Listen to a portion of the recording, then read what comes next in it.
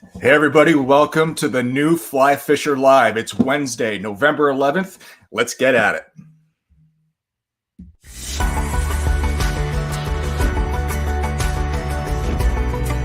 Ooh, that's a nice size fish. I will catch these all day. That is what you're in for on this episode.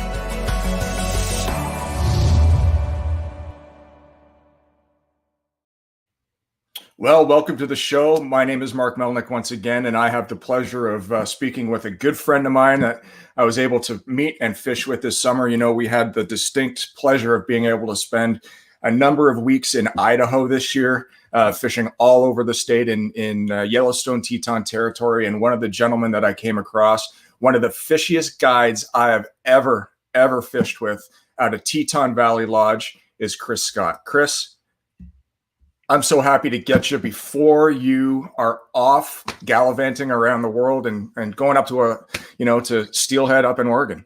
Welcome. Thanks, Mark. It's good to see you, man. Yeah. So how was the rest of your season? I mean, we let it up and we'll get to that later on in the show. But, you literally got off the river 2 days ago. You're a guide that fishes, 7 days a week and you go. How was it? Oh, it was intense. It was a lot. Just got in the routine of doing it every day, rinse and repeat, as they say. Fishing was awesome though. Yeah. Fishing was awesome. Like right to the very end. And honestly, the only thing that stopped it was a blizzard. And people couldn't fish. Yeah. People didn't want to fish in that weather anymore. So yeah, it's great though. Busy. One of the busiest seasons we've ever had. And how was the fishing?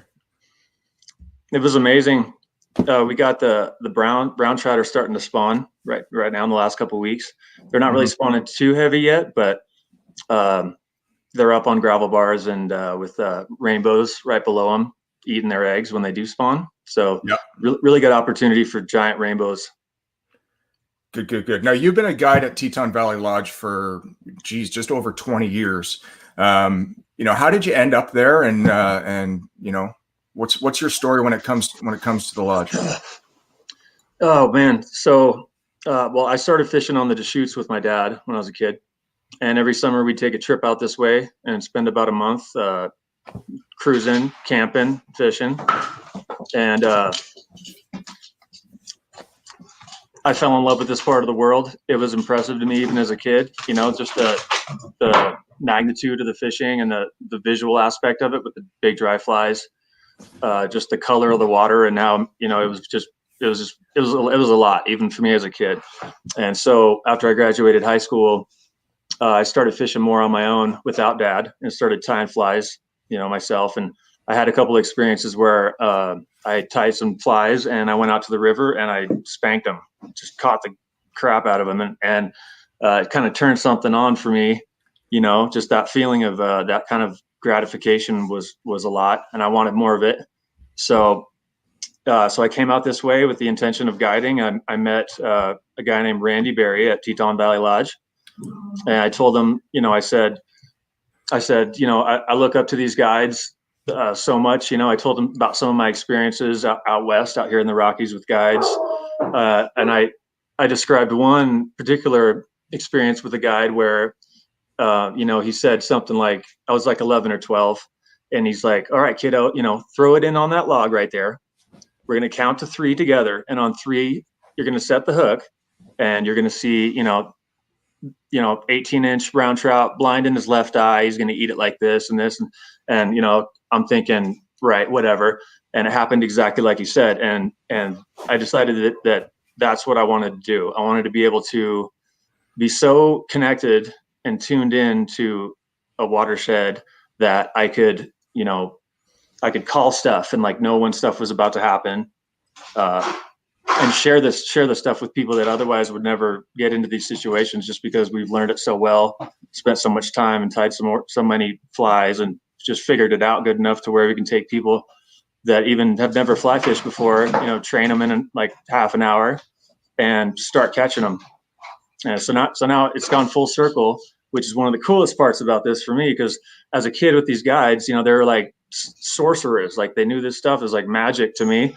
And so now the last couple of seasons, I've gotten to take some kids that are around that age and show them what was shown to me, kind of the same way, kind of pass it on. Pretty powerful stuff, actually. Kind of a couple experiences there with the kids, like in the moment, kind of choked me up a little bit. I was like, oh my God, this is powerful stuff. Yeah. Well, and you're literally in a place where that's possible, because fishing out of Teton Valley Lodge is remarkable. It's you're not a one-trick pony when it comes to the fishery there. You can literally fish an entire lifetime out of that lodge and not experience the same thing twice. It's absolutely fantastic. That's right. Yep, it's amazing stuff. So many options, between the three rivers that we have permits to guide on, and of course the training that we get through the guys at the lodge that have been there the longest. And now it's kind of weird, but now I'm one of those guys. It feels weird. I think I'm still just a kid, but I guess these kids look up to me. I get to train them and try and share as much with them as much as I know, whatever's going to help them do well and eventually, be able to put more clients on great fishing, just by sharing what I know. Right. And what can people expect to catch when they come and fish with you? Well, it's trout fishing with the fly, brown trout, rainbow trout, cutthroat trout. And between the three rivers that we guide, we're able to put clients on just about any situation that they could want. If somebody comes and there's, they're like, I want to practice streamer fishing, then, maybe the lower South Fork would be the place to go, because there's a lot of features, gravel bars, buckets, riffles, log jams, like very streamery stuff, and it's real heavy with brown trout down there too, which a lot of you probably know. Browns are aggressive. They like chasing stuff, and if the weather and pressure's right, you can have some outstanding streamer fishing. And it goes on and on. Basically, whatever you'd want to do, whatever you'd want to practice and get better at, we can take you to the perfect place to do that specific thing. Dry fly fishing, practice nymphing, like I said, streamer fishing. There's some great water for swinging streamers too, like spay flies. So we do I do a lot of spay training with guys. They'll come to fish with me specifically to get better at spay casting and learning how to fish the fly. So yeah, we've got a lot of options for that too. Pretty much endless, man. I've traveled all over trying to find better fishing, just to see if it was possible. And other than Alaska, I wasn't really able to find a better situation, especially for putting clients on fish consistently, where we can kind of count on fishing being good, like daily. That's I've never been anywhere else where I could say that, we're going to fit. Today's going to be good, like pretty much every day. Like that's hard. As a kid growing up on the Deschutes, that it wasn't quite like that. I mean, that's an amazing river too, but it's just it's hard to leave this place again after going around trying to find better fishing and not being able to. But of course, in my opinion, Alaska doesn't count, because it's got every kind of salmon that swims in the Pacific Ocean. They come up into those rivers, and those trout eat those eggs, and the fish, as they come apart, meat stuff, and they just way more protein. It's just totally different thing. Might as well be a different planet, in my opinion. Hey, Chris, Josh is asking a question here. What's the two most asked questions you're asked on a trip? Good question. Yeah, that is most frequently asked questions. Why do we mend? Right. That's a pretty good one. I hear that one a lot. Why do we mend? Teaching the mend all day. Mend. And they might even get it down to where it's working and they're catching them. And that works different for different people. Understanding how current works and what we're actually trying to achieve. The mend is a big deal. Of course, they ask me almost every day, what we're going to expect. Right. And, that'll change daily, even if we're fishing the same water that I fished the day before, and maybe even the day before that. Well, what's interesting about the setup that you have is that, we were able to fish 4 or 5 days together on 4 or 5 different sections of different rivers. And what I thought was a good day on day 3, when we were fishing the lower Teton, actually you didn't like it at all, and you made a decision to pull the plug and hit a different river. But in the 4 or 5 days that we were fishing, the experience was truly unique. And I think one of the most unique experiences is literally right at your doorstep at Teton Valley Lodge, where you are in a position where you're fishing out of these boats, right? These, and I don't mean any disrespect by this, but they're almost like they're coffins, right? Coffin boats, right? They're square nosed, square backed, and they're super stable. But you have a very unique way of fishing this stretch of river, don't you? Yes, we do. That's probably the closest to like saltwater situations in terms of sight casting on fish that you're watching, as I've been able to find. In terms of, you know, head hunting, that water in there is very slow. It's a spring creek, so it moves very slow. Just enough current for fish to hold in a position, basically. And so with those boats, they're really specifically designed for that niche right there, flat water, being quiet. You know, they're made of wood, most of them, maybe some fiberglass in them too, some of them. But with that, we don't use oars, right? We use poles, which allow us to, you know, basically anchor the boat and stop and stay stationary with the poles basically stuck in the bottom of the river. And then, you know, you're watching the surface for fish feeding, so you get a beat on where they are. And then with the poles and everybody in a seated position, so you're low to the water, so fish can't see you coming. I'll just pull over there real sneaky ninja and get, you know, like in your experience, you know, get you in a position with the right dry fly, you know, where you can fairly comfortably cast, you know, a dry fly to these fish that we're watching and feed it to them, you know, and watch them take it. And as you experienced, you know, that's one of the most, you know, visual games I've ever experienced in terms of trout fishing anywhere. It's very challenging, you know, because the fish are pretty smart. They're big. You know, there's a lot of trout in there that are over 20 inches and you know, and they're fairly smart. Well, they have good instincts. I don't think trout are really that smart. They have a very small brain, but they have incredible instincts. So, you know, I think they just recognize that something's off, you know, when you get too close or you bump the boat making noise or send a little wake over them or something like that and spook them. But that was fun, wasn't it? Yeah, it was fun. And yeah. There was this one situation where we actually caught the biggest cutthroat of the day. I'm going to show it to you in a second, but we were able to see this fish eating fat and sassy and super happy. And you got us into position, and this is what happened. Take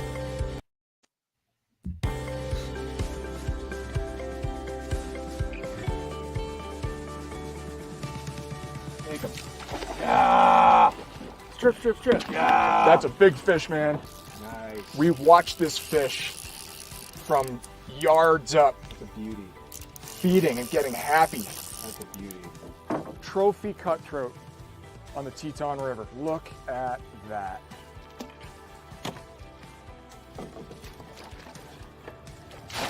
Oh, big fish, man. Oh man, look at this one. There we go. Big wild cutthroat. Great job, Mark. Great job.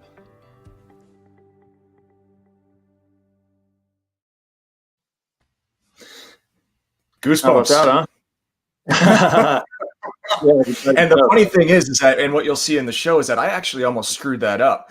I threw that Drake fly just a little bit too close. The technique that you want to do is actually lead the fish. You get a direction of which way he's going, right? And you place that fly in where you think he's going to be. And I basically put that fly, you know, within 6 inches of that fish's last eat, and he spooked off, but he turned tail and came back and ate it. Yeah, I think we got a little bit lucky on that one. I think you know, usually when you lay a fly in there that close to one of those fish, they're going to spook, and it's a wrap. It's done deal, you know. But in that case, I think what I actually think what happened is that when you laid that fly in there, the fish was facing the other direction slightly, so it was able to land in there without him really seeing it. So when he turned back, your fly was right there, and he was ready to eat the next bug. So I say that worked out pretty good. Fun to watch too. Yeah, I'll say so. You know, to catch a 20-inch cutthroat in less than 2 feet of water is an absolute thrill, total thrill. And the cool thing about that day was, you know, it's right in front of the lodge. There's no drive time. You literally walk down to the dock, and you know, you've got a little 4-horse kicker on there to get to where you need to be. 3-minute boat ride, and you're in trophies. So, and what I really appreciated about that fish was at the end of the day, we were wrapping things up and we had a visitor, remember? Oh yeah. Yeah, that's right. Yeah, we got a couple opportunities to see some. Oh, that guy, right? That was quite an experience, man. I've never gotten that close to one of those birds before ever. That was crazy. I don't know what was going on there, but yeah. I mean, we were like 15 feet away from that thing, and we sat there with him for like 15 minutes, and he just yawned at us and winked at us a couple times, and then just decided to go fly off and catch a mouse or whatever. That was epic. It was crazy. And that's not zoomed in. That's actually taken with my phone, that shot. Yeah. So yeah, it was cool. That was crazy. That was crazy. Something you would never expect to happen, you know, and that's never happened in my experience. We were lucky that we saw that fish. We were actually motoring back up river to go back up and fish a spot up above the lodge. We saw that thing across the river, and I shut the motor off and just snuck over there with the poles, thinking, you know, from like 50 feet away, I figured we're not getting any closer to that thing, but we just kept on pulling over there closer and closer until I put us right up against the bank, and he was like right there. Like, I mean, seriously, what was like 15 feet away or something? Yeah, that's crazy. Yeah, about that. Yeah, and I'd never seen a great horned owl that close before, but you know, it's all right there, right in front of the lodge. The second day that we were fishing together, hold on, before we move on, let's talk about the rigs for this setup. What how do you like to fish this head hunting scenario? Well, typically I like fishing a dry fly. You know, if conditions are right, you can fish just a single parachute dry fly, parachute Adams type of fly. That game is really unique and special, and we're really lucky to have that opportunity and be where we are to be able to do that. You know, like any minute, just like, hey, let's go fish. Let's go here. You know, oh, I see him feeding. Let's go down there and catch one of them. So generally dry fly stuff, you know, sometimes little Chernobyl ants are a really good way to go. If there's not a big hatch up, you know, where you can see, you know, say a mahogany hatch going, and find fish, you know, right there feeding on that fly. Obviously, you know, fish a fly that looks just like that, put it on them. Bob's your uncle. You got them. The other thing though that we do a lot too in there is fish little emergers as a dropper. And that's a really kind of a unique thing too. I have a lot of people that come out there with me, and they see as I'm rigging them up, they're looking at what I'm doing, and they're like, what are you doing, dude? Just because we fish those two flies like super close together. And I mean, like, you know, that emerges like that far under the dry. And the biggest reason for that is that there's a solid grass mat over the whole bottom of that river for the most part. And if you've got anything that's dangling lower than like 3 or 4 or 5 inches, you know, you set up on a fish you're watching, and we fish it where, you know, we're set up above the fish, almost straight down, straight up current from them. So we're right above them on their line, and they're feeding facing at us. And then we lay it in there just a little short of them, and then drift with it into them.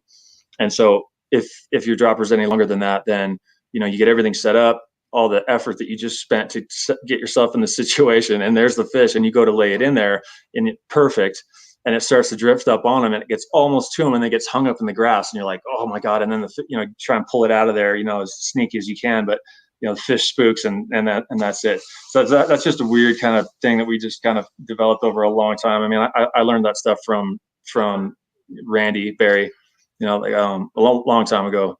I learned a ton from that guy. He's probably the fishiest guy I'll ever meet in my life. Pretty cool thing though, isn't it? Oh, it was one of the most fun experiences of my fishing career. And to be honest with you, all I wanted to do was stay and do that. I mean, that's the perfect mix between saltwater and hunting an animal. Like it is. Yeah, it's just goosebump material. So fun, and the populations of fish in the Teton River are coming back such that you legitimately have a shot to catch a trophy. So it's every day. Yeah, everybody that's done work on that river and that watershed in general has done a really good job to, you know, put gravel in there. It's good for them to spawn and rebuild some banks and stuff like that. Friends of the Teton River has done a lot for that. for us. You know, it's an epic fishery, man. It really is. It's kind of challenging and difficult, you know, whatever, especially if you've never been there. It's going to take you a while to figure out, you know, how to catch them, not spook them, you know, what they'll eat, because they're super picky in there, you know. And so I'm really grateful to you know, have been trained by the guys that I got to learn from, so I could do this as good as I can.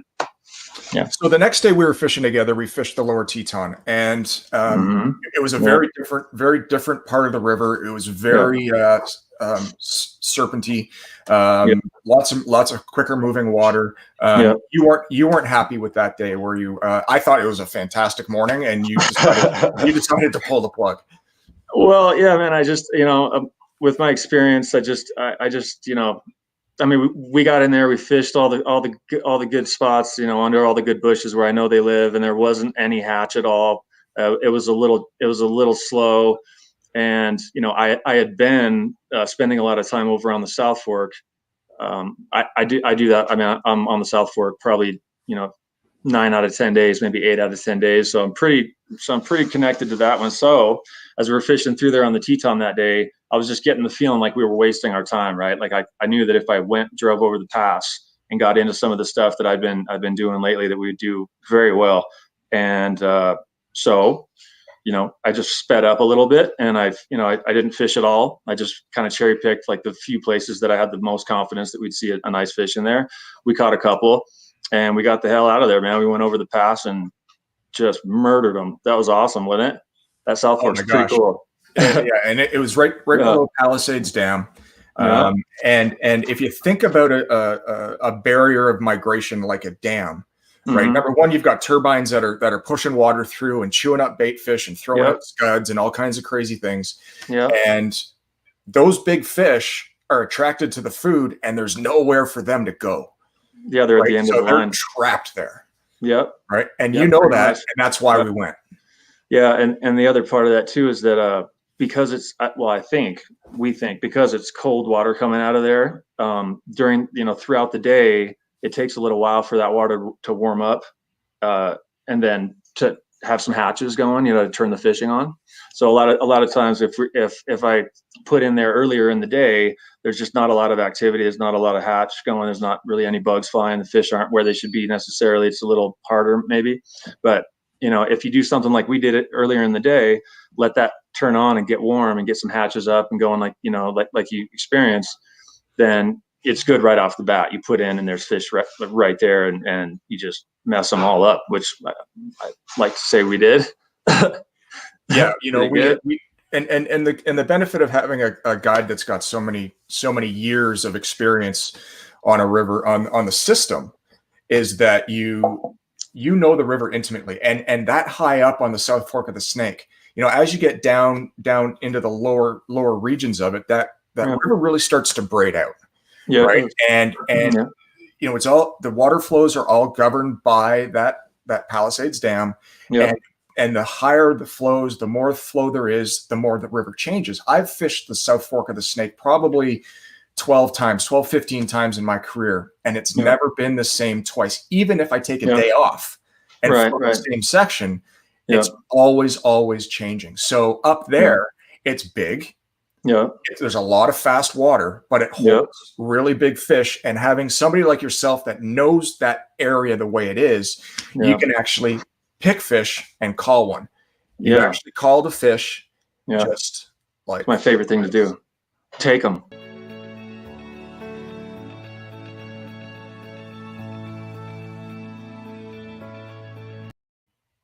Sorry, guys. That was the wrong video. That was a Teton. Terrible.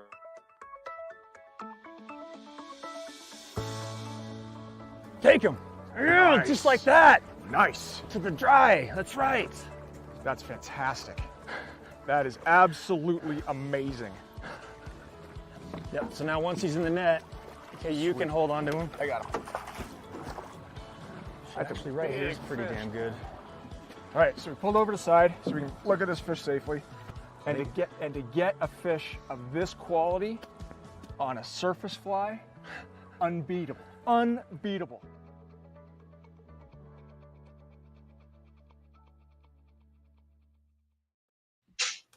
Yeah, there you go. That was an abs, and again, you called that fish. You literally said, we're gonna row over to the middle of the river, and right over here. and boom, Catch a lot of big ones right here on the dry. right. Change flies. Let's put this different dry on, and right where he should have been. I was just talking about that. I don't know if that made it on camera for that little segment, but that's one of my favorite things to do, to be able to say, we're going to go over here, we're going to catch a cutthroat. He's going to be 18 inches long, and he's going to eat the dry right in there. Yeah. Yeah, that was great. Another thing about that section of water too that I should add is that through most of the year, there's not a lot of feature in there. It's just two banks. There's not islands and gravel bars and stuff. We call it the ditch because it's just two banks. And so you're fishing banks, and that's a really fun way to do it. And you'll find a lot of big fish in there. And I think part of the reason why there's so many big ones up there is because of the dam, and the fact that it churns out, chunks of bait fish and like you said, scuds. And there's a freshwater mysis shrimp that lives up there too.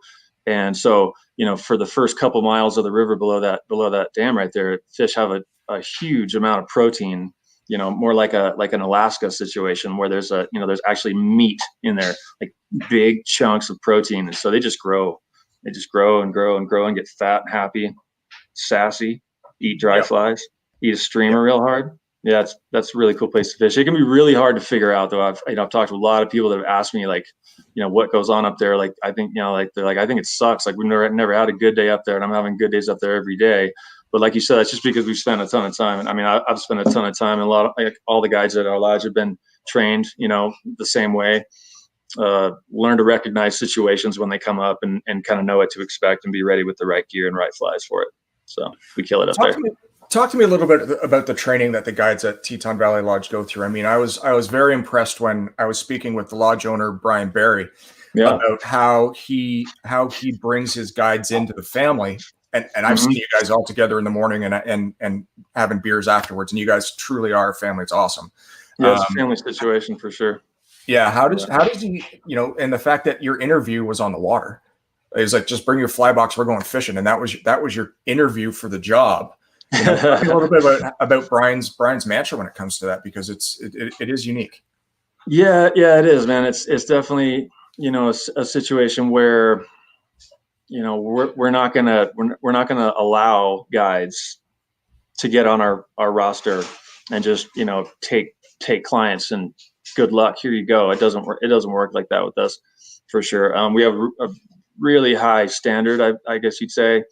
And so, that really shows because of the training we get. Basically, the way it works is, you'll interview with us. We'll give a lot of people a shot in the beginning of the year to start training with us and see how it goes. Usually, we start with half a dozen or more guys that want to get in there and work with us. And a couple of us that have been there for a while, we'll take them on a trainer and just work them until they should be giving up any second. And it's kind of like if they don't if they don't throw in the towel because they're beating, their hands are bleeding, then and they stick it out, we're going to recognize that for sure. And it's definitely a really serious training situation. Like we're not messing around. There's no secrets too, and all the boys that I train know that for sure. I feel like there's a dynamic in this industry where guys are kind of, cocky, and they're afraid to ask for help from other guides. And basically because of the family situation that we've got, and just the feeling of it and the way that we train guys, they know and understand that there's no stupid questions, and we're not going to look down on them for asking us about something that like we think they should know or whatever. It doesn't work like that. They can ask us anything and they can expect an honest answer too. That's a big deal. I know, other places that I've worked, in Alaska and stuff, other guys just aren't really willing to help you or show you anything because they think it's like their secrets and stuff, and they're not willing to share that with you. But when you're connected to the family, and you're in there working, and we see you, trying hard and asking questions, sky's the limit. I mean, the training never ends. Even us guys that have been there for a long time, we have the opportunity every morning because we get together in the morning at the lodge and, rinse boats and get ready with our coolers and whatever. We're all there together. So that's a really, I feel like I've never seen that dynamic anywhere else, where all the guys are together in the morning. Everybody knows each other and loves each other and cares about each other. And we want everybody to do well.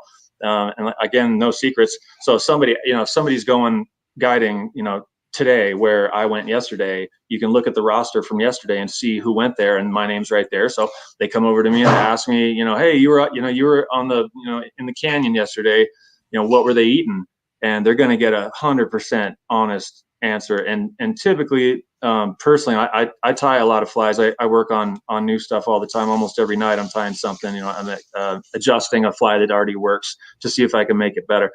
And usually when somebody comes to me and asks me what they were, what I was using the day before, I am right into my fly box and I'm handing them exactly, what I think is going to do the best for them, and like I said, sometimes it's hot off the bench, something I tied, the night before, and I've got like a dozen. I'll give them like half a dozen because I know it's important. It's going to help their day, Well, pretty to let you know how deep that is. I mean, the day that we fished out in front of the lodge hunting heads. Yeah.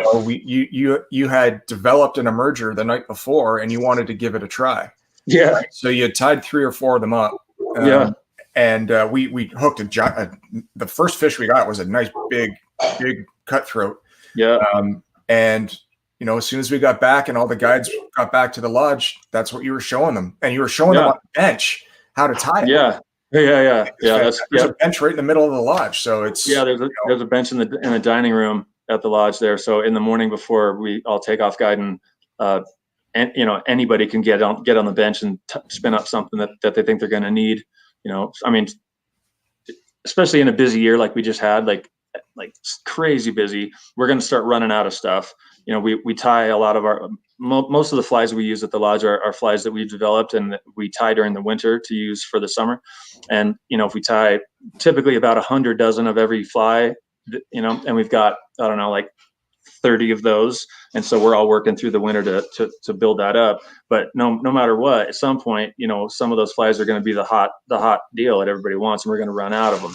So that situation at the lodge with the bench right there allows us to come in, after we get everything else ready to go, but before the clients are ready, and tie up a couple. We can, we tie a lot of flies, so we can tie them pretty fast to spin out a few and even give them to other guys if we think, like I said, if we think that they're gonna need that and it's gonna help them for their day. It's pretty unique, I think. Yeah, it totally is. And if we can go back to that section at just downstream of Palisades Lake, the dam there. Yeah. What surprised me about the flies that we were fishing is the size of them. We're not talking number 4s and number 6s. We're talking ants that are 1.5 inches long. Chubby turtles that are 1.5 inches long. Big ones, yeah. I've never seen anything like that before. I can only imagine, and even 12, 14 inch fish are so aggressive that they're eating those. Yeah, that's I'm not sure why that is, why that works like it does. I mean, other than the fact that there's some big hatches earlier in the summer, like the salmon fly hatch, which are obviously, they're enormous. So they're like this big and hot orange. And that's a springtime hatch, isn't it? Yeah. Early summer. I mean, middle of June kind of thing. The hatch, that same hatch comes off on the Henry's Fork in like the end of May into early June, and later on in June, it happens on the South Fork. And so those fish get to see those giant flies, and then they start, and then they're also seeing giant grasshoppers. And so we can build, very big Chernobyls that are, they might not work all the way down the river, but they're big and they float like a cork, and we can run some tungsten beaded nymphs underneath it. And that thing's going to hold just about anything up. And like we did, there's just certain areas, of all these rivers where, fish are looking for a certain thing. And that one that you caught on the dry there that we had, that you showed a second ago, that's just like a 100-yard little section of flat water, like a foot deep in the middle of the river, which, doesn't really look like much, but we've had, just a lot of experiences there that were good with the big dries. And so that's why, we were already catching them on whatever we were fishing. I can't remember, but we just it was necessary to change flies and put that giant dry fly on and go to that spot and put that fly through there, because I've had a lot of good experiences catching nice fish with that giant dry. It's easy, and it's easy for you to see too. It's huge. It's enormous. Absolutely huge. Yeah, Yeah. absolutely. Yeah. So the next day was probably one of the top 3 trout days I've ever had in my career. Right. We fished from back on the South Fork of the Snake. Did we do Yeah. Byington to Lorenzo? High C to Lorenzo. I see to Lorenzo. Yeah. And Epic water in there. yeah, we had a really So good. unique hatch going off. And then can you talk about that a little bit? The hatch. Oh, right. Okay. So that's a really niche situation too that we're lucky to know about and get to go capitalize on. There's a kind of there's a stonefly that's very unique to these systems out here that are a mutant. They hatch naturally with no wings, pretty much all of them. So that only happens when they've dropped the river to a point where a lot of the gravel bars in the middle of the river start to come up out of the water and dry out. For whatever reason, that's when these mutants come out, and it's a really cool opportunity to fish those big foam dries with rubber legs on them and twitch them around, all over the river, because those fish come off those gravel bars and then they just skate around. They're skating, and as you've seen, and like your experiences with brook trout, chasing a dry, like a fly that's skating, it triggers a reaction. It's like a reactionary response to something that they want to kill, basically. And they're seeing a lot of them during that time. It happens for like a few weeks, and so you can fish it a lot of different ways. It gives you opportunities to I mean, like you'll see. I mean, we got a lot of that stuff on film. I know, even with like subsurface stuff, and down there, that's one of my favorite places to go and guide and fish, because it has so many features. There's riffles and drops and gravel bars and fast banks and log jams and big pools and all kinds of stuff. So basically, that, like, if there's somebody that wants to get a full range, of all the things that we do, full experience, try dry flies, streamer stuff, nymphing, whatever, you have opportunities to do that all down the river through there, and it's really good. And one thing that we did that I showed you was fishing the faster water in a riffle, kind of a riffle situation, but where it's soft on the inside and very fast and deep on the far outside. Normally most folks, and myself included, would fish the softer inside, working your way out to where the water's too fast. But yeah, as you saw, if you change up a little bit and get some extra weight on there, I mean, not everybody wants to do that, but I mean, it works like a charm. And that's going to be some water that pretty much nobody's gonna fish, just because it looks like it's just cranking, because it is. But if you set up your system right with the right weight, and you start the drift up high where it needs to start, up on the shelf, so that it's really sunk as it comes off around the edge of the fast edge of the shelf. Fish are stacked in there, and that was fun. We had a great time doing that. That was awesome. I think you caught one like first cast after I rigged that up, didn't you? First cast, second big cast, brownie, fourth cast, fifth cast. cast. Yeah. There you go. I mean, it's just a little niche kind of thing. You just take time, pay attention, as you're out there just watching what's going on and trying different stuff every day. Trying different stuff the night before, trying it, giving it to your friends to try, feedback, blah blah blah, progression. I'm all about it. But you're being inventive too. Have you got that dropper? It's not a nymph. Have you got that dropper with you that you can, or something similar that you can show what you did? That dry fly that I chopped up? Yeah. Yeah. Hang on a second. Let me look. So one of the things that we were able to do is we pulled over on, and that's a great thing about fishing in Yellowstone Teton territory, is that you can anchor, you can get out of the boat, you can walk on you can walk on the land, you can walk on the bottom, I'm looking. And really explore. And that's what we did. We pulled over, we got out, we set up a new rig for this specifically. And Chris was like, I don't know if I want to show this, because, it works really well for me and nobody else is doing it at all. Yeah. Well, I'm gonna show you right now. I don't have exactly the same fly, but it's very similar. Yeah, this is I think this is Kim Keeley's Terranasti, maybe it's called. But it's basically just a large fairly traditional dry fly with a hair wing and a hackle in the front. And so what I did was I just took this thing and I chopped off pretty much the entire wing, and the front of it, so that there was barely any material left on the fly for the most part. But once it gets wet, and if you fish it behind a heavy nymph, with some weight, so it gets down in there, and with those big stoneflies going like they were, some of those flies will get out in fast water and get swamped and sucked underwater.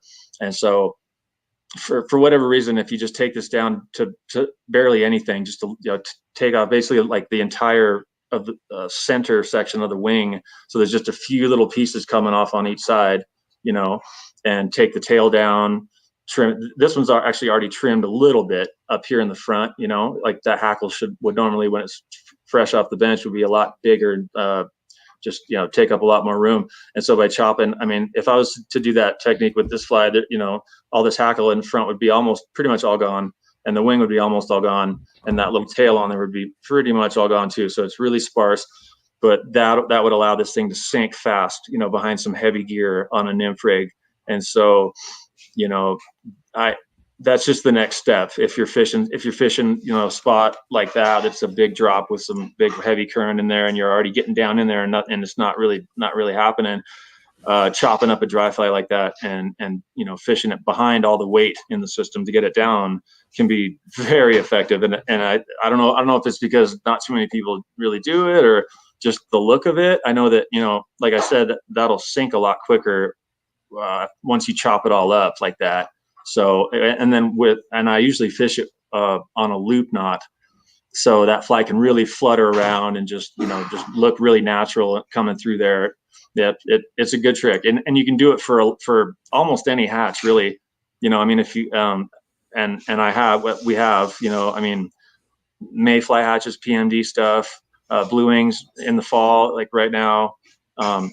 Taking a dry fly and chopping it down to almost nothing and fishing it behind whatever else you're already nymphing can really change your day, for sure. I thought you were certifiable when I asked you what you were doing, and you said, "Oh, I'm putting this dry fly below a rubber legs." Yeah, you're like, "No, dude, you got it backwards. You put the nymph behind the dry. What are you doing? You're messing up now." No, and then a piece of AB lead, right? And you're down, and you're able to fish. And that's what I loved about that technique is you're able to fish fast water that you couldn't fish before, and it's active. It's indicator fishing that's actually exciting. Yeah, it's fun. Right? It's more than just exciting. Yeah, you're not. Well, I mean, there's a part where we know that water well enough to put you like literally standing on the right rock, so that your flies land right there, and then they come through right there. I mean, we're not searching with that stuff, right? It'd be a little bit different. I guess if you didn't know where to go and you're just working through a bunch of water, I guess. But that works really good. There you go. There's the final product, right? That was first cast after I rigged that, I think, wasn't it? Absolutely. Yeah. 100%. 100%. So, and nice. we stayed there for half an hour and poked five fish, landed 3. So it was, and those things are king of the pool. They just, they're like steelhead. They just go crazy. Hey, Josh is asking a question. What's the fishing like in the region now? Right now? Yeah. Well, there's a blizzard going right now. We've had snow for the last couple of days. If you were to fish today, it'd be a little bit weird with the icing up. All your gear would get ice on it in a couple casts probably. But basically what's available is fish are up on shallow gravel bars. Browns are digging in that gravel, and there's rainbows behind them that are eating their eggs. So that's an opportunity for some big rainbows. We don't touch the fish that are spawning. That's bad juju. That's bad etiquette. You don't do that. But the fish that are behind the spawners eating eggs are that's an epic situation too. I just had a couple of clients that right the day before the storm came. They had, they fished enough to kind of know the dynamic, and they had waders on, so I could get them out of the boat. And we waded around on some shallow stuff on the Henry's Fork and found some big rainbows behind the browns. The other thing that's going on too, all around right now, is blue wing olive mayflies, little green guys. if you get the right situation and it's just above freezing or better, like into the 40s, and it's tolerable, and your guys aren't all icing up, and that hatch comes up, with these lower flows right now, and pretty much all of our rivers, there's some really good opportunities for sight casting on fish that you're watching feed in a spot using a little dry fly of your choice. I use a lot of small parachute dry flies, so I'd be using like a little green body parachute, like 18 or 20. I don't like to go smaller than 20 if I can help it. I like to land them. And the smaller, tiny little hooks, especially with beginners or people that don't fish a lot, it can be really hard to keep a nice fish on that pulling hard and stuff. Yeah, streamer fishing is the other thing. Obviously, I can't. I got to mention that one. If you're into streamer fishing and you like to watch them chase the fly, and you're up high, like in a boat, standing up fishing through, like say the South Fork, through some banks or there's some really big fish out on big flats right now, like on the South Fork, where it looks, it's just glassy. It's only 1.5 feet, 2 feet deep, and it's barely moving. There's some really big fish that are in there at this time of year. We've had some really good days, pulling streamers around out on those shelves. And I like to go from, try and quickly go through like a few colors that I know should work in terms of streamer fishing, and I'll go, from white to black, jump across the spectrum from black, all the way to white, and then back to like a green, and then back to like a yellow, and just kind of kick it back and forth. And I mean quickly, like, in the spot where I know there's fish in there, you throw that thing in there and strip it a couple of times, maybe make 2 more casts, and that fly's coming off. Like, we're changing it quick. And with that, if you do that right away when you get to the river in the first couple of really good spots, then you're dialed in. And then, every other spot that we think fish should be, you're going to throw it in there, and you're going to at least like have them chase it out of there, maybe bump it or, hook them for a second or something. So if conditions are right and you go through the cycle quickly and get on the program and crack the code real quick, you can have some pretty tremendous fishing this time of year, pulling streamers around, whether you're, and actually, with the last few years, like, I'm from Oregon. And so I learned to fish on the Deschutes. And so steelhead's a thing, and Spay Casting's a thing. And so, sink tips on a smaller, Skagit system where you can fish the fly, through a lot of water and cover a lot of water quick is a really cool technique that I started using a lot the last few years. And I think that's just because, if you're not stripping the fly, but rather just, setting up the angle for the right swing, so it swings through there, and you're using something like bunny for a real fluffy, or really, really looks, like it's moving under very little tension in very little current, and a loop knot, that fly's coming through there. I mean, it looks natural. I mean, it looks like a minnow that's, fleeing or whatever, but it's not jumping and stopping and jumping and stopping. It's just a consistent speed. And I think that goes back to something that Randall Kaufman told me years ago. I worked for Randall Kaufman at Kaufman Streamborn back in the day. That used to be like one of the main, internet shops for buying stuff. And I worked there and guided and taught Spay classes there. And he told me one day, he said, because I asked him, I said, "Hey, Randall, why does the swing work? Like, why do we swing flies? Like, it doesn't work as good as all this other stuff. Like, why would we do it? And like, what's the idea? Like, what are we trying to achieve?" And he said, well, you ever been in the living room of your house in the winter, just hanging out, and you got a cat, maybe, maybe girl's got a cat or whatever, you're hanging out, and you take like a ball of yarn and you roll it across the floor real slow. That cat will just watch it go by.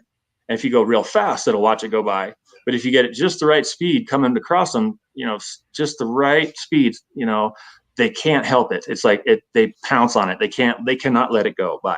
And so by messing around with the speed of your swing through that stuff, a lot like steelhead fishing, swinging, searching through good water, you can trigger some thunder reactions, like big explosive, tugs with big fish. So that's one of my favorite things to do in the fall here. I had quite a few clients lately that came out to fish with me specifically to work on Spay casting and get a little bit better at it, so they could go back home to California, Washington, or Oregon with a couple new, tricks up their sleeve and a couple casts that they know how to perform now, which before, in a certain situations with wind going the certain direction and on the whatever right bank or left bank and trees around, they just couldn't get a cast out there. Now they can actually fish through some of that water. And I've got some really good feedback. Actually, a couple of my clients, after we fished few weeks ago, swinging a lot of flies and working on casting, they went back home and to the coast in Washington, I think it was, and they used some of these techniques, and they sent me some pictures actually of the outcome, and they were really happy, you know, with the couple little things and that they learned with me. I guess it helped a lot. A lot of us that have done this for a while kind of take a lot of this for granted, like it's just like that's how you do it or whatever. But you know, people don't know that until you tell them. So I really appreciate the clients that come back and fish with me every year, you know, that want to work on stuff and get better and better and better and better. And me and everybody on this in the family at TVL, I mean, we're all about helping people do better and catch more fish and have just the best possible time they ever could. So I'm in a really lucky. I'm lucky to be in this situation and at the point in my career where I am, with all these really good people around me that I love and that work with me, and we work together to develop new stuff and keep it moving. Because I don't know how this is going to sound to some people, but you know, doing this every single day, I mean, you know, eventually you get pretty good at it, but again, you take all this stuff for granted, and so just, you know, mixing it up for us is the biggest thing. And so that's why I do all of what I do, you know, at the fly tying bench and on the water, you know, to work on developing new stuff that's going to be interesting to us as professionals. Cause honestly, you do this for, you know, like 100 days in a row, and, you know, you're hanging on by a thread, trying to keep up and keep it moving. And so to have a little new thing to try, you know, or whether it's something that somebody else tied and gave to me or I tied and gave to them, it really makes it a lot more fun for us doing this every day, you know. So that's the dynamic. You've got variety of water. I mean, you know, the opportunities. The South Fork of the Snake is considered a big river. You can you know, you can spay cast that all day long. And what Josh wants to know what what's up, Josh? What weight are you using for your switch rod? 7? 7 or 6 or 7. Yeah. Fives work well too. If you prefer that, I mean, if that's what you learned with and you're good with it, basically like whatever. Yeah. 11. I mean, yeah, 11 to 12 and a half. I've gotten into using a 12 and a half foot 6 weight, very fast action rod that it was almost too fast when I got it a few years ago, but I've fished with it so much that I've broken it in, and now it's perfect. So also for covering water and big casts, and like the South Fork, like you said, there's a lot of water to cover there. So yeah, I would go with something longer and you know, at least a 5, if not a 6 or 7, just so that you can comfortably perform those casts and get them as, you know, as far as you need to get them to set up the right swing and cover the water the way that you need to. And what about your dry fly? What about your dry fly rod setup? Are you fishing like a 10-foot 5 or a 10-foot 6? Or are you sticking with a 9, something smaller? Just with single-handed casting? Yeah, for the South Fork. Oh yeah, yeah. We use 9-foot 6 weights every day. Basically, that's it. You know, floating lines that match the rod, whatever the flex of it is. And that makes it a lot easier for everyone, whether you're beginning or you've done this forever and just didn't bring your rods or whatever. I think that's really important to be able to, you know, comfortably pick up line and lay it back down correctly.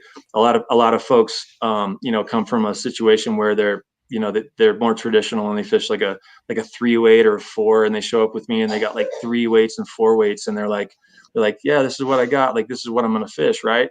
And, you know, I'm going to explain this dynamic to them and just, you know, by the end of the conversation, they're going to be fishing with one of my 6s, you know, just because it's so much easier. Sometimes we're fishing with a lot of gear that's got a little bit of weight on it, you know, with a large dry fly like you experienced, and then a dropper or 2 underneath that's got weight to it as well. So being able to pick that up at, like, you know, even at like 30, 40 feet, you know, if you've got a 3 weight that's super limber, that thing's going to just noodle out. It's not going to pick up anything. It's not going to put it down right either, because we want those flies to turn over, you know, to where we see each fly land on the surface, you know, at the right distance away from each other. You know, however we've got that rigged, you know, maybe, you know, 2 flies, a dry and a dropper. If the cast is right, you know, the flies are going to land separated. And so I'm going to see them land where they need to go. And I'm going to see the separation between the 2 flies. So I'm going to know that you're not tangled. We're not wasting time. You know, if you're, and so, yeah, I mean, if you're fishing something really, really soft and trying to work with the gear that we're fishing, bigger flies, it's just going to make your day a lot harder. It's going to be a lot more work for you, which might sound funny. Using a heavier rod would be easier and less work, but that's the physics of it. So the final day we got to fish together was, if anybody knows me, they know that I'm all about the adventure. At the New Fly Fisher, they're the ones that send me to the Arctic, they send me to Brazil, they send me, to Ashton, Idaho. You ready? Here we go. This was one of the most unbelievable days of fly fishing, and part of it, they always say, that half the fun is getting there. But on the upper narrows of the Teton River, there is a unique experience that you can do at a Teton Valley Lodge, where you literally have to rappel your raft down 1,500 feet down into the valley, about 1,500 feet. Yeah, you have access to a stretch of the river that nobody touches. Nobody's teasing. Special. I knew it was going to be something. When I started to hike down that cliff. Yeah. And I came face to face with a rattlesnake. I got goosebumps. And today's going to be an epic day.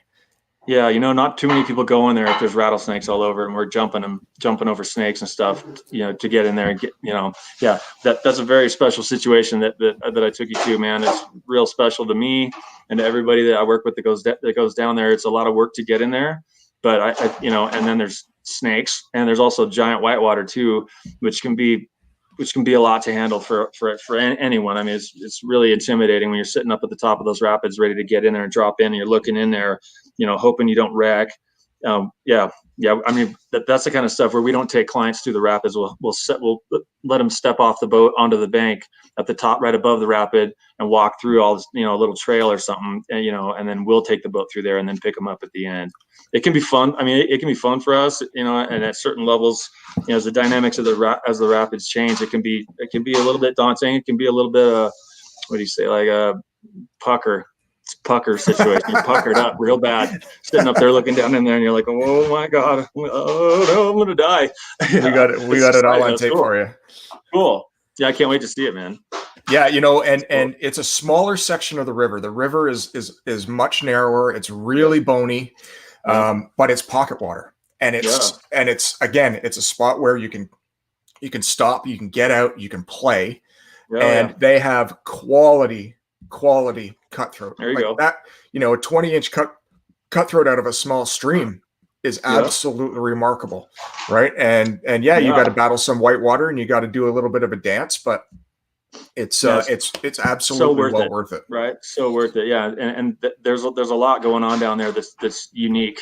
That species of the cutthroat that live in there are really special. Like they are, I think it's close to the pure genetic as you're going to find anywhere as far as cutties go.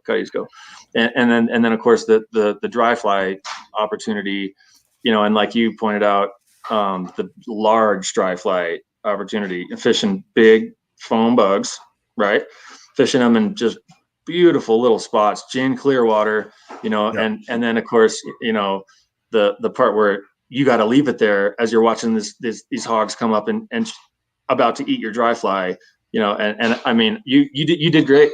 We had a couple moments there that I remember where I was watching the fish come up to take that, take your dry fly, and I'm like, leave it, and you pulled it out of there before he came and actually grabbed it. It's like an instinctual thing for us. It's so hard to leave it there, but watching some of those fish come up and actually eat that dry fly with you was some pretty epic stuff, man. That's about as good as it gets for, visual seeing fish come up to the surface and eat, your dry fly. And then of course the opportunity to fish a bigger dry, it's mostly just foam with legs on it.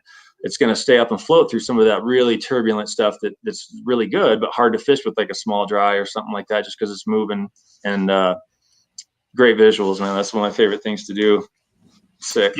Yeah, and it's a long day. It's a fantastic day. From trying to get in there to dancing around rattlesnakes. And I mean, I'm not a numbers guy, Chris. It doesn't matter to me how many fish I catch, but I lost count on how many. I lost count quick.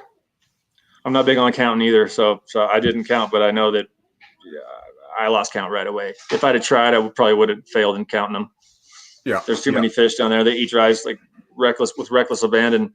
and nobody's in there. So there's so many fish, and they're so comfortable in their world. They don't, not expecting to get caught. They don't get caught a lot.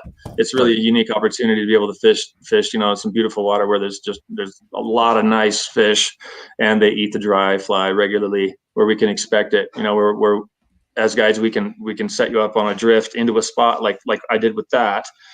Saying, right in that spot, right along the rock, right there. If you can lay it up there at point A and drift it along the rock down to point B, I guarantee there's going to be a big bright fish in there. It's going to come up and eat the dry fly. Please, please, oh please, leave it there and let him eat it. And you threw it in there, and I watched that fish come out from underneath that boulder and just crush that thing. And I think, that's a fish that right there that we see. That's the kind of fish we see regularly down there. I would say that's on the bigger end of them, but that's something definitely you can expect fairly regularly down there. And again, to get to watch you throw it in there, right, let him take it, rope him proper, bring him to my net. I was proud of you, man. And I just like petting them too. I'm really grateful. I got the opportunity to share that place with you. And I mean, and all the places we went, really, that was fun to put you in those little niche situations where you were getting your mind blown, and just like you're like a little kid just giggling and like looking at me like, is this for real? Like, seriously, like every cast, like where are we, dude? What the hell are we doing? That was so great, man. That's like one of my favorite things about my job and what I do. Like I said before, is that I get to take people of any skill level and put them in these situations and just watch them turn into little kids again. It's because they would never expect to see what they're about to see. That's pretty cool. I'm glad we got to do that, man. Well, you're going to be able to get to see the whole adventure coming up this January on YouTube. We're going to have the full length episode from Teton Valley Lodge coming to you on our YouTube channel. I believe it taped out at 49 minutes long, that show. And then you can see the broadcast version on World Fishing Network and Sportsman's Channel Canada. So it's coming down the line. You know where to get in touch with Chris Scott from Teton Valley Lodge. That's his Instagram handle. If you want to see some absolute giants from the area, Teton Valley Lodge is a fantastic fishery. The whole Yellowstone Teton territory is a place that's been near and dear to my heart. I mean, remember this lady when she showed up to play? Yeah, she had a calf with her too, didn't she? She did, and we had to stand there. We had to sit on the Teton River, anchor down. We were there for 15 minutes while she decided what she wanted to do. Well, I didn't want to get too close to her. Once I saw she had that calf with her, that's a really bad situation to get yourself into with the female with her kid.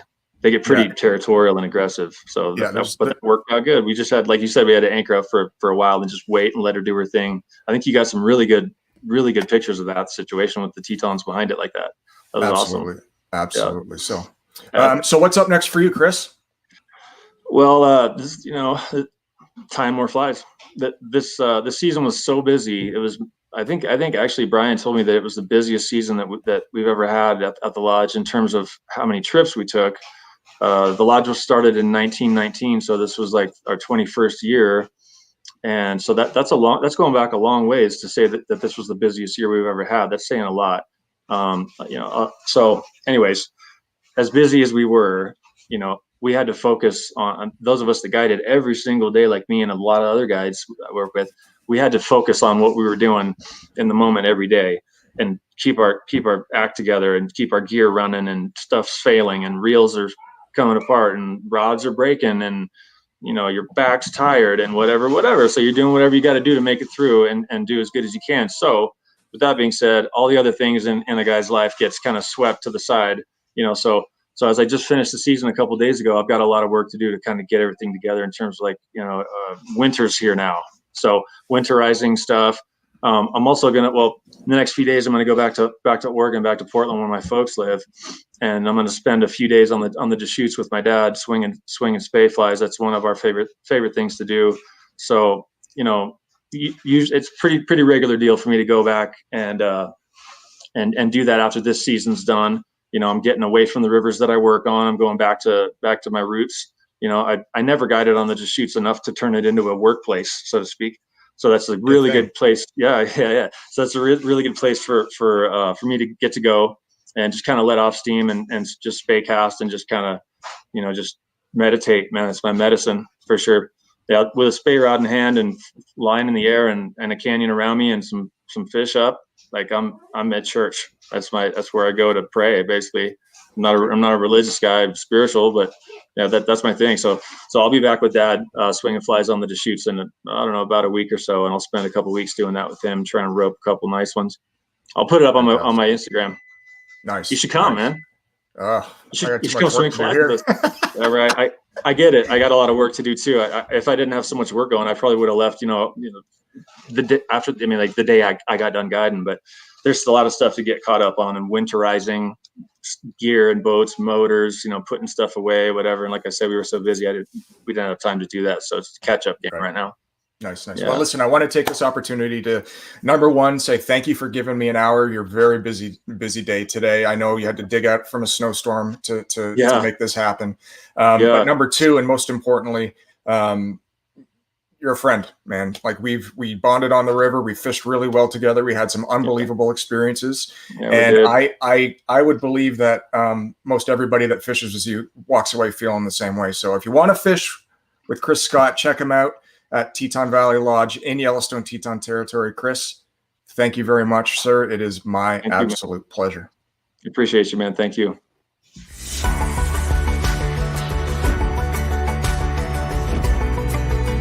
that's a nice size fish.